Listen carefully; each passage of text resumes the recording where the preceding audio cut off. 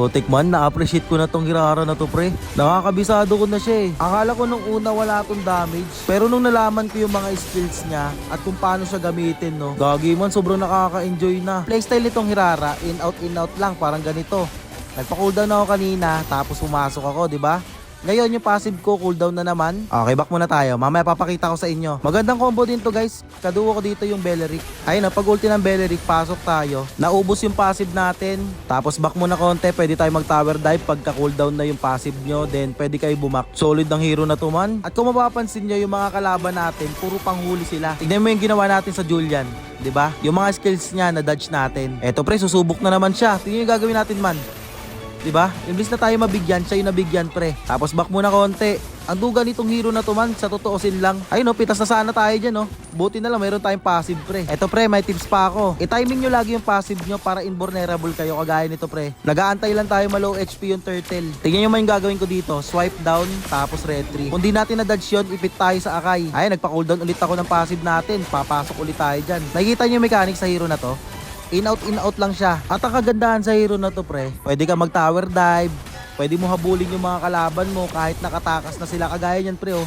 Takas na yung Q dito eh, kung normal hero lang gamit natin. Ito pa pre ha, tips pa. Pag alam nyo puro crowd control yung papasukin nyo, i-priority nyo pre yung swipe down nyo kasi nga nadadodge niya lahat ng skill kahit stun pa yan. Di tayo makapasok oh, wala tayong passive eh. Pre, nakikita nyo yung dalawang guwit na yan sa baba ng health bars. Yan yung ginagamit natin para makapag-immobilize at makapag-dodge tayo ng mga skill ng kalaban. Kaya yan, cooldown na naman. Papasukin natin yan pre. Diba? Kung makikita nyo pre, lahat ng mga skill ng kalaban, nadadodge natin pre. At nakakabak tayo kasi nga meron tayong dalawang dash. Dito na mga yung kakampi natin eh. Pre, kung alam mo lang, 5 classic, puro talo. Bago ko mapag-aralan to. Tingnan mo dito pre, dalawa sila. Pero ang gagawin natin man, swipe down tayo para ma-dodge natin yung mga skill nila. Tapos double dash, nakabak tayo, di ba? Dito na naman pre, tignan nyo dito yung gagawin ko. Swipe down, nakadodge tayo sa mga skill nila. At the same time, nakuha pa natin yung Lord. Kaya antayin nyo man sa mga random. May mga kalaban kayong palumag ganito. Tapos mapipikon talaga kayo dito. Tignan nyo no, yung damage natin, napakasakit man. Ang duga ng hero na to man, sa totoosin lang, kung marunong ka gumamit. Tapos yung gumagamit pa no, na ma-maximize niya yung skill ng Hirara. Ewan ko na lang talaga. Siguro antayin nyo mga 1 buwan, 2 buwan. May mga nag-XP na ganito, tank. Hindi lang jungle eh, para mas maganda to guys pang XP eh. Para sa akin ha. Kasi level 2 pa lang, 2 na skill niya. Eto pa pala, may tuturo pa ako sa iyo. Wait lang, pause muna natin. Napansin nyo ba yung skill natin sa Hirara? Man, magkadikit sila. Nakita ko to kay Sir Bentings eh, pinagdikit niya para mas madali lang ma-swipe. Tingnan mo, ang smooth natin gumamit ng Hirara man.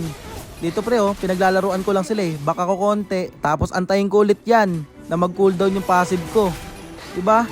Nadadodge natin yung mga skill nila pre. Napakaduga nitong hero na to, sa totoosin lang kung marunong ka talaga gumamit. May magandang combo din dito eh. Pasok natin, tapos ipit ng Akai.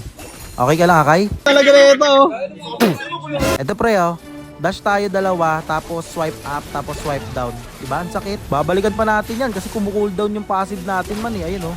Swipe up, tapos dodge, swipe down. Eto na pre yung tips na pwede nyo makuha sa akin. Putik na yung paldo na kayo ah. Pinapagamit lang natin yung mga skill nila. Kagaya nito pre, hindi tayo namatay. Nakasipa na yung Chu. O diba, wala na siya sipa pre. Tapos dito ulit, dash tayo dalawa. Antay tayo na i-boost nila ng konti. Tapos back muna tayo ng konti. Then dalawang dash, first skill pa up, then swipe down. Diba? Malilito sa inyo yung kalaban pag na-practice nyo to pre. Yung iba dito hindi nila ma-appreciate eh. Kasi nga, hindi pa nila naaaral ng maayos eh. Pero pre, pag naaral nyo to na maayos, OP talaga tong hero na to man. Siguro paglalaroan nyo lang yung mga kalaban nyo. Dito hindi na naniniwala yung kakampi ko. Nandi daw ako to. Hindi mo ba ako nakikilala? Ako si Andres. Kaya haralin nyo na to pre. Hindi mo masyado nababan eh. Pag natuklasan to ng mga random at napaka-OP pre, baka mga sa susunod na araw pre, hindi nyo na magamit to. Lagi na tong iban sa RG. Nakita nyo pre yung ginagawa natin. In out lang tayo hanggang sa yung kalaban pre. Baka pagbato sila ng skill. Ayan, back na naman tayo. Pagka cooldown pre, pasok ulit. Tapos i-dodge lang natin yung mga skill nila. Back ulit. Tapos pagka nag-cooldown ulit, pasok ulit tayo pre.